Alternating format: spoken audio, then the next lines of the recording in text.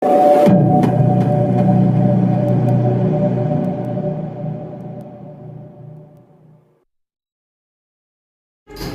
pemirsa TV Parlemen dimanapun Anda berada, saat ini saya sedang berada di gedung DPR RI, tepatnya di ruang rapat Komisi 4 DPR RI. Pada hari ini terdapat agenda rapat kerja Komisi 4 DPR RI dengan Menteri Pertanian dan juga jajarannya. Agenda kali ini akan membahas beberapa hal, diantaranya adalah penetapan ekspor dan impor bahan pangan di Indonesia, perkembangan komoditi pangan di Indonesia, dan juga menjelaskan kondisi kesejahteraan petani di Indonesia. Ya, baik, dapat Anda saksikan di layar kaca Anda, pimpinan Komisi 4 DPR RI telah tiba di ruang rapat, yang artinya rapat akan segera dimulai. Tanpa menunggu lama, selamat menyaksikan agenda hari ini. Assalamualaikum warahmatullahi wabarakatuh. Baik, sebelum kita mulai rapat, kita nyanyikan lagu Indonesia Raya. Untuk para hadirin dimohon berdiri.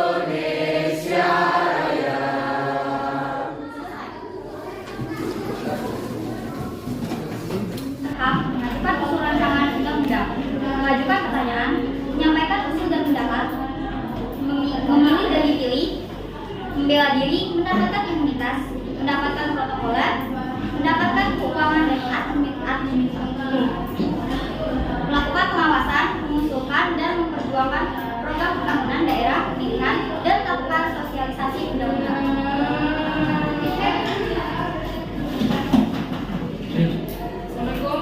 Warahmatullahi wabarakatuh. Selamat pagi hadirin sekalian. Yang terhormat Menteri Pertanian Bapak Gilbert Alvarez Sinaga, yang saya hormati anggota Komisi 4 DPR RI. Puji syukur kehadirat Allah kami panjatkan atas rahmatnya kita semua dapat berkumpul untuk sidang rapat kerja dengan Menteri Pertanian. Adapun agenda atau topik utama yang akan kami bahas adalah mengenai ekspor impor bahan pangan. Namun saya akan sedikit mengulas dan mengevaluasi kembali mengenai pembahasan kita di rapat kerja sebelumnya, yakni mengenai pemasukan dana bantuan serta kestabilan harga pangan. Sampai saat ini, saya masih mendengar isu dari ahli tersebut. Saya mau kejelasan dari saudara Menteri Pertanian serta jajarannya mengenai hal tersebut. Bapak Ibu yang kami hormati, sesuai dengan ketentuan tata tertib yang sudah disampaikan, rapat kerja ini kami buka dan dinyatakan dibuka untuk umum. Susunan rapat kerja hari ini adalah sebagai berikut. 1. Pembukaan oleh pimpinan rapat. 2. Penjelasan atau pemaparan Menteri Pertanian. 3. Tanggapan anggota Komisi 4 DPR RI. 4. Jawaban Menteri Pertanian. 5. Kesimpulan. Dan yang terakhir penutup. Apakah acara dapat disetujui?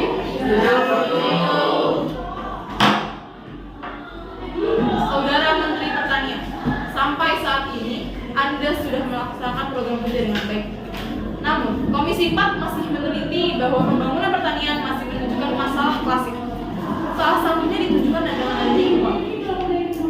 Hal tersebut berkaitan dengan kestabilan harga pangan yang sebelumnya sudah kami bahas, namun belum terlihat adanya pembaruan yang signifikan. Komisi 4 meminta pembenahan untuk kestabilan harga pangan serta dana bantuan serta terpenuhnya kebutuhan nasional. Saya mendapat banyak sekali poster data yang sudah beredar mengenai dana bantuan serta harga pangan. Sehubungan dengan hal tersebut, diperlukannya evaluasi yang menyeluruh dengan kinerja Menteri Pertanian, terutama lemahnya koordinasi yang dilakukan oleh Sekjen.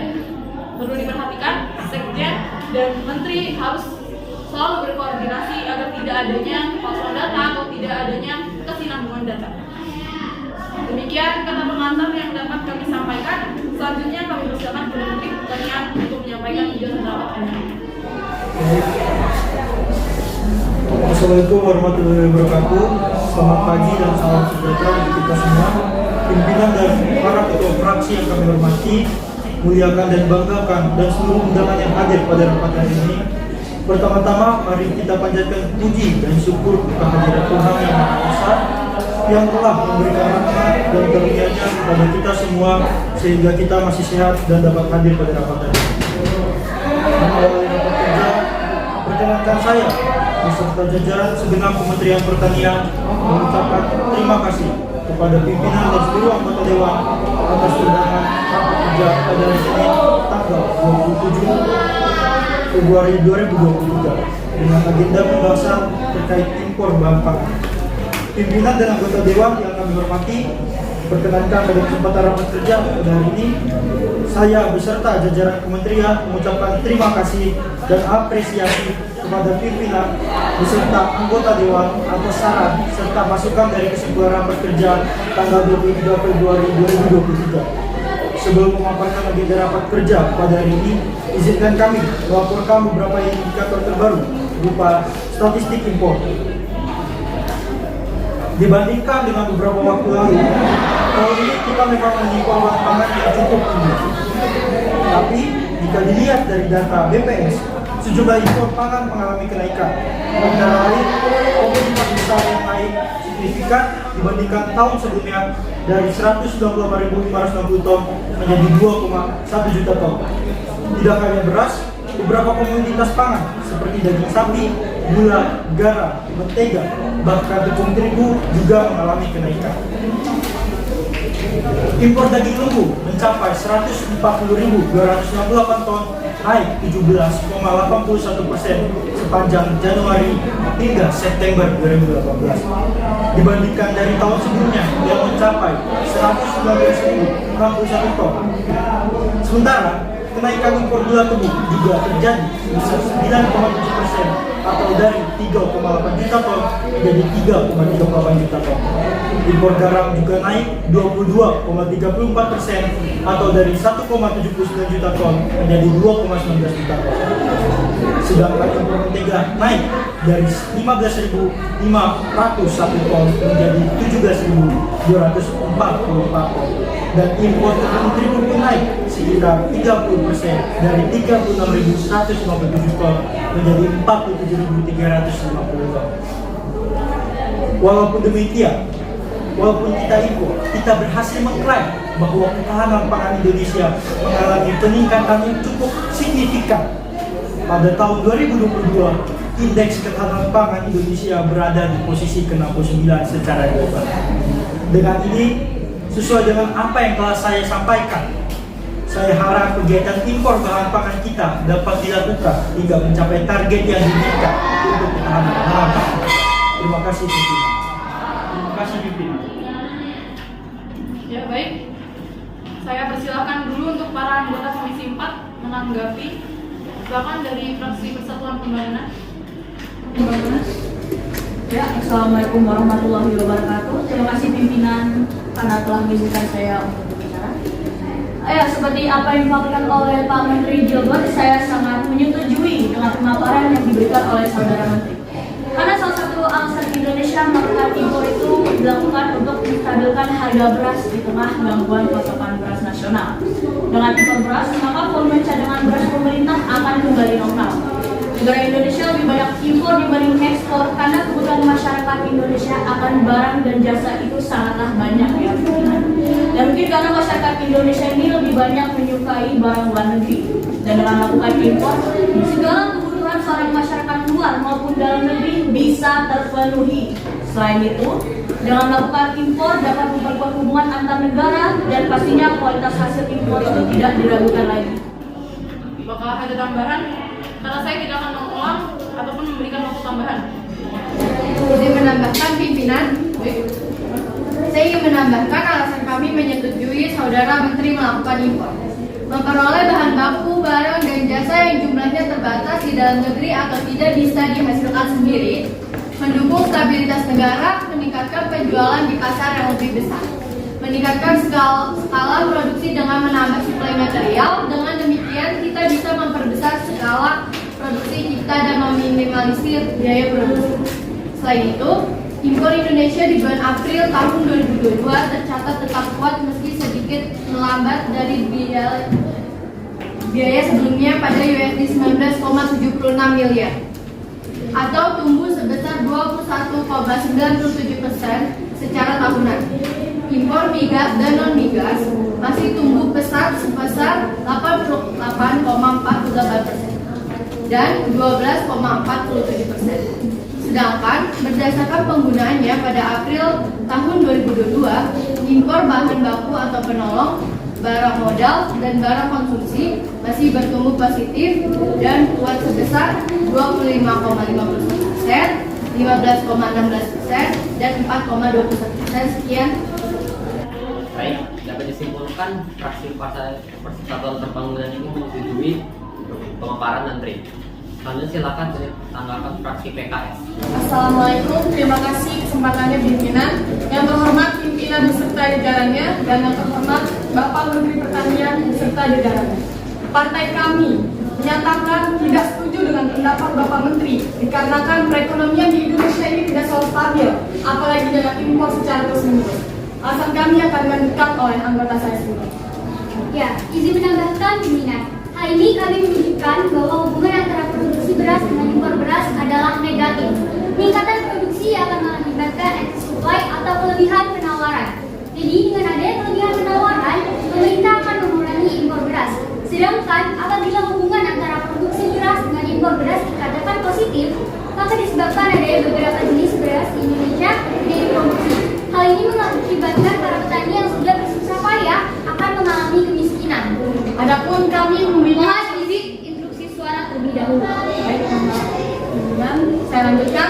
Adapun kami memberikan solusinya. Yang pertama, pengetatan importasi bahan pangan. Dengan cara ini menekan inflasi dengan kenaikan kesejahteraan. Yang ketiga, meningkatkan hasil produksi dalam negeri. Dan yang keempat, memperluas lahan pertanian di beberapa wilayah Indonesia, terutama bahan pangan beras. Baik, terima kasih. Selanjutnya fraksi Gerindra. Baik, selamat pagi pimpinan, Pak Menteri dan juga anggota fraksi sekalian. Pendapat saya mengenai hal ini adalah sudah seharusnya pemerintah bisa membendung masuknya produk impor dan meningkatkan daya saing di dalam negeri produk luar. Karena produk luar negeri dengan harga yang jauh lebih murah sangat diminati konsumen di Indonesia. Sehingga dikhawatirkan akan menggeser produk lokal yang harganya jauh lebih mahal. Apabila pemerintah tidak melakukan pengaturan terhadap masuknya produk impor, maka dampaknya akan sangat besar. Produk luar bisa mengungguli produk lokal yang harganya jauh lebih tinggi, sehingga produk lokal tidak diminati oleh konsumen. Kondisi ini pada gilirannya akan mematikan perusahaan lokal. Akibat dari semua itu, maka perusahaan lokal akan ditutup dan meningkatkan pengangguran di dalam negeri. Itu saja yang ingin saya sampaikan, pimpinan. Terima kasih. Baik, terima kasih. Selanjutnya silakan fraksi Demokrat. Saya mau dari fraksi PDIP. Silakan, Pak Raihan. Baik pimpinan, terima kasih atas kesempatan untuk berbicaranya. Menurut saya impor barang dilakukan di Indonesia karena produksi dalam negeri tidak mampu memenuhi kebutuhan di dalam negeri. Yang artinya kebutuhan masyarakat lebih tinggi daripada hasil produksi barang di dalam negeri. Untuk itu, kita harus mengimpor barang agar harga barang tersebut tidak melambung tinggi atau terjadi kelangkaan barang di pasar. Dengan begitu, masyarakat bisa memanfaatkan barang tersebut untuk konsumsi atau produksi yang lebih baik. Sekian, terima kasih. Apakah tidak ada tambahan? Sudah cukup, itu saja. Baik, kalau begitu kita lanjutkan ke Partai Gerindra. Saudara Yosef, silakan. Baik, terima kasih pimpinan. Indonesia bisa dibilang memang relatif mampu menjaga ketahanan pangan. tidak menimbulkan lonjakan harga. Sayangnya, beberapa komoditas pangan masih tergantung dengan negara lain alias harus diimpor. Kalau kita cek data Badan Pusat Statistik terkait produksi padi dalam negeri itu kan naik dan tahun ini akan surplus. Begitupun data dari Kementerian juga menyebutkan hal yang sama, pemerintah seharusnya lebih mengutamakan hasil panen petani dibandingkan impor beras karena didukung dengan kondisi saat ini yang sedang raya di berbagai wilayah Indonesia. Terima kasih. Baik, sudah cukup dari partai Gerindra. Kalau tidak, kita mulai dari fraksi Nasdem. Baik, terima kasih pimpinan. Saya ingin memberikan pendapat. Saya setuju dengan paparan Pak Menteri karena dilihat dari konteks impor bahan pangan memang diperlukan. Apalagi sekarang ini kalau terjadi kelangkaan pada minyak goreng jenis minyak kita yang biasa dibeli oleh pedagang kecil. Apalagi sudah semakin mendekati pada bulan Ramadan, yang dimana semua bahan pangan pasti akan mengalami kenaikan harga. Belum lagi oknum yang akan mengurangi stok pangan kita. Selanjutnya akan dilakukan oleh anggota saya. Baik, mohon maaf, pimpinan. Jadi hal mendesak yang mesti diubah dari regulasi pemerintah adalah kebijakan yang selama ini masih tidak pro pada petani, sehingga membuat petani tanah air harus berhadapan langsung dengan negara luar.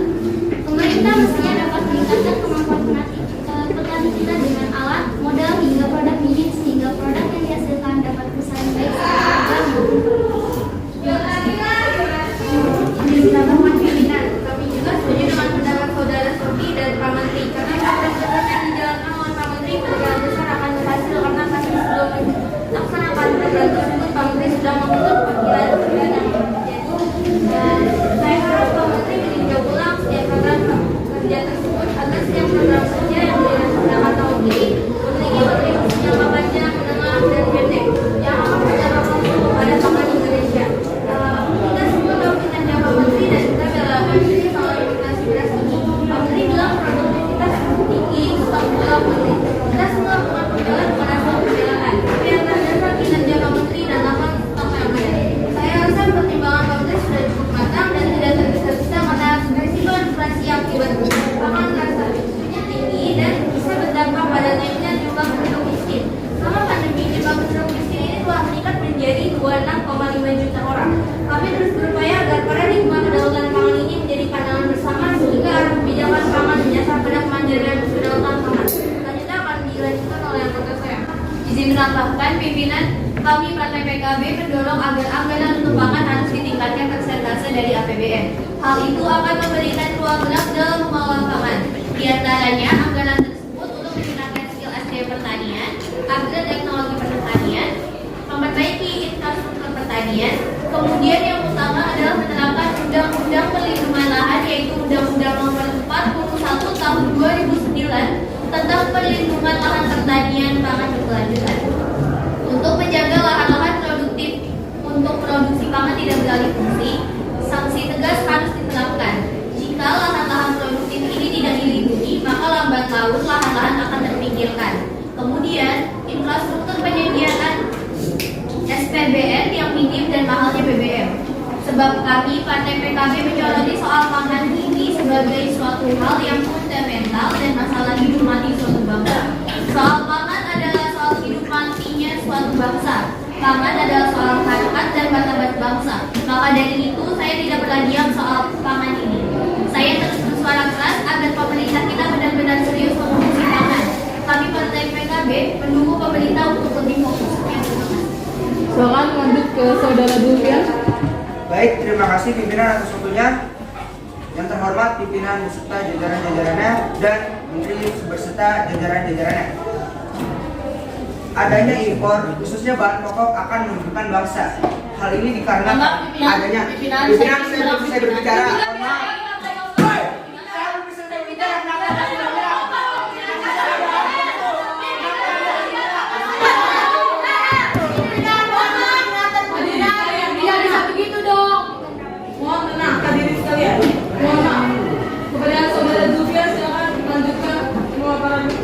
Baik, terima kasih pimpinan.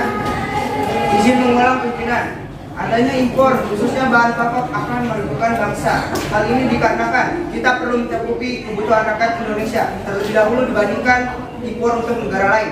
Kesejahteraan bangsa terwujud ketika tidak ada kekurangan bahan pakan. Memang benar, impor dapat meningkatkan devisa negara. Namun untuk apa dilakukan jika kesejahteraan rakyat tidak terbentuk? Mohon maaf pimpinan, bagaimana kita bisa mencukupi kebutuhan bangsa dan sejahterakan rakyat kalau bahan pangan saja tidak terpenuhi? Para pimpinan atau kami sedang berbicara mutlak, mohon beri peringatan pimpinan. Mohon tetap tenang hadirin sekalian. Tolong jangan berdebat. Kita di sini rapat untuk mengambil sebuah keputusan. Saudara Angela, apakah Anda ingin menyampaikan pendapat? Baik pimpinan, terima kasih. Saya izin menambahkan. Menurut yang sudah dibicarakan, kebijakan impor justru memicu inflasi. Hal ini dikarenakan harga pangan impor yang semakin mahal. Kebijakan impor yang dilakukan ketika panen bahan baku membuat kerugian besar bagi para petani. Hal ini juga dikarenakan pada saat panen harga jual akan rendah. Di samping itu, impor juga akan menimbulkan moral hazard, yaitu permainan kebijakan pemerintah dengan memainkan kartu impor, kuota impor, dan hal lain gunanya untuk mengambil keuntungan pribadi.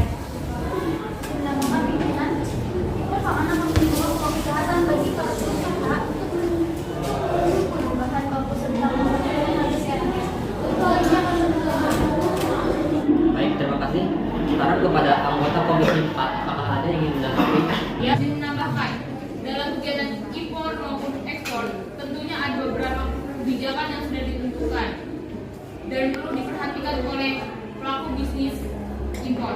Salah satu kebijakan tersebut adalah kuota impor. Singkatnya, kuota impor adalah pembatasan jumlah produk yang diimpor dari luar negeri ke dalam negeri. Hal ini tentunya berlaku untuk semua barang yang diimpor ke Indonesia. Menteri harus memperhatikan kuota impor untuk kedepannya. Terima kasih. Baik, ada yang mau menambahkan? Maaf pimpinan, saya ingin menyangka sedikit.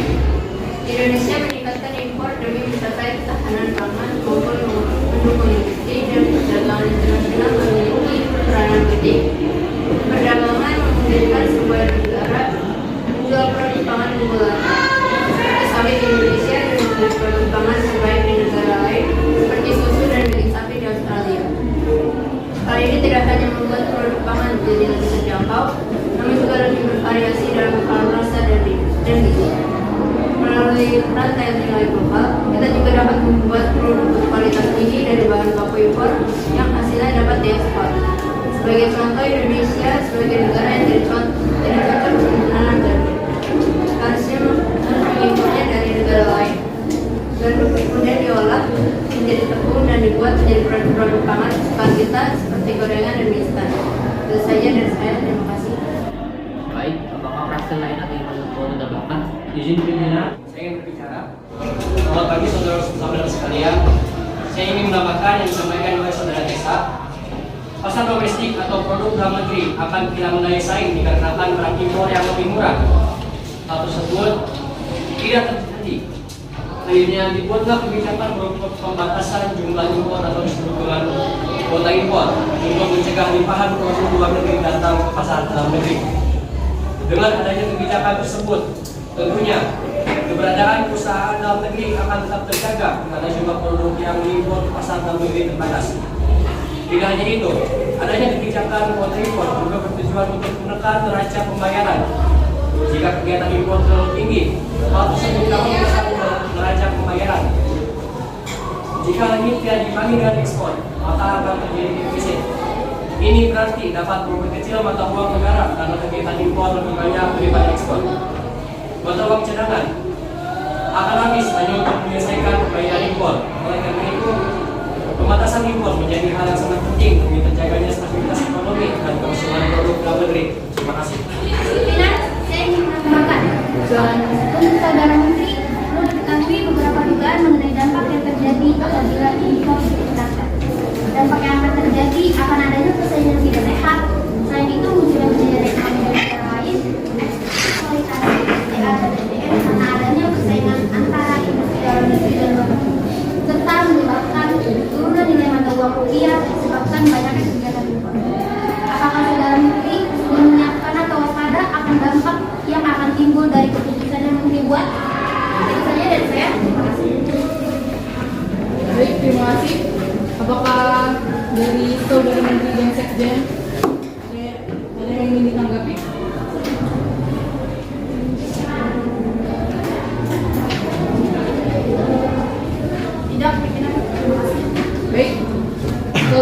lanjutkan kepada Saudara Talita. Baik, terima kasih pimpinan atas kesempatannya. Izin menambahkan apa yang sudah disampaikan oleh anggota saya, pimpinan. Fraksi kami sangat mengkhawatirkan nasib para petani. Seperti yang kita tahu, petani merupakan salah satu profesi utama di Indonesia. Memakan apa para petani apabila selalu impor yang diutamakan? Jika seperti ini terus, akan terjadi pengangguran. Katanya, impor dilakukan untuk memenuhi kebutuhan masyarakat. Namun mengapa masih ada masyarakat yang kelaparan?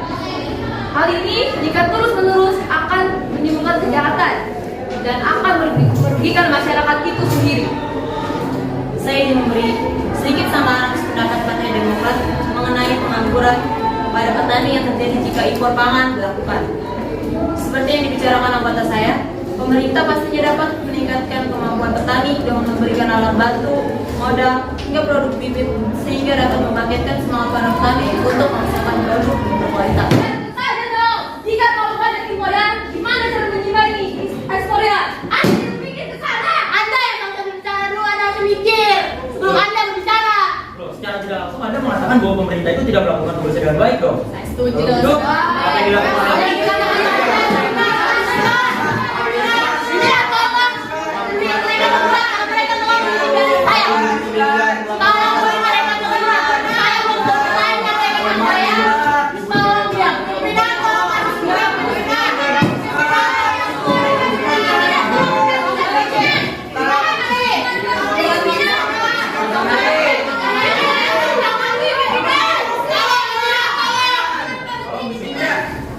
Mohon untuk tenang hadirin sekalian.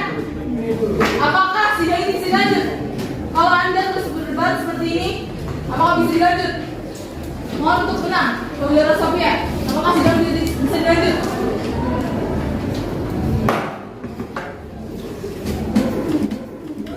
Saya tidak ingin adanya kembali terulang perdebatan apabila sedang rapat kerja. Kita di sini mencari kesimpulan yang mufakat. Begitupun untuk Saudara K. Anda tidak diperkenankan untuk mempengaruhi menteri ataupun menghampiri menteri. Untuk sekarang, berikan kami untuk waktu untuk berdiskusi. Baik semuanya, keputusan akhir sudah dibuat pada rapat hari ini sudah sampai akhir. Pada hari Senin tanggal 20 Februari waktu dari jam 16.00 sampai dengan 16.30 dari tempat persidangan DPR di SMA 1 Cibinong. Agenda rapat itu pembahasan mengenai ekspor dan impor bahan pangan. Pembahasan yang kita bahas yaitu ekspor serta impor bahan pangan Indonesia dan juga menentukan strategi dalam ekspor dan impor barang, terutama impor barang serta kesetujuan dari masing-masing fraksi. Hasil keputusan yang kita dapat dari poin pertama, yaitu dari data yang dapat dianalisis, kita dapat menyimpulkan bahwa sebagian besar dari fraksi 4 yang menuai pendapat menyetujui bahwa impor barang diperlukan seadanya agar stabil dan juga diperlukannya meminimalisir harga pangan dengan menyesuaikannya produksi bahan pangan yang ada. Apakah anggota di sini setuju? Poin kedua, Komisi 4 DPR RI meminta Kementerian Pertanian untuk lebih memperhatikan subsidi dalam jumlah kecil maupun besar agar keadaan produksi bahan pangan, terutama beras, dengan impor beras yang bersifat negatif dikarenakan excess supply atau dengan penawaran yang dapat menyebabkan ketidakcukupannya konsumen. Produksi dalam negeri dapat dinetralisir. Yang terakhir, pemerintah juga dapat memperhatikan pada kualitas harga impor barang yang berbanding lurus dengan harga dalam negeri supaya penghasilan dalam negeri tidak bersifat negatif. Untuk terkaitnya, apakah anggota setuju? Baik, kesimpulan rapat kerja kita hari ini telah didapat. Mohon untuk Saudara Menteri dan Sekjen sekalian untuk membahas kembali apa saja kekurangan yang sudah kita bahas.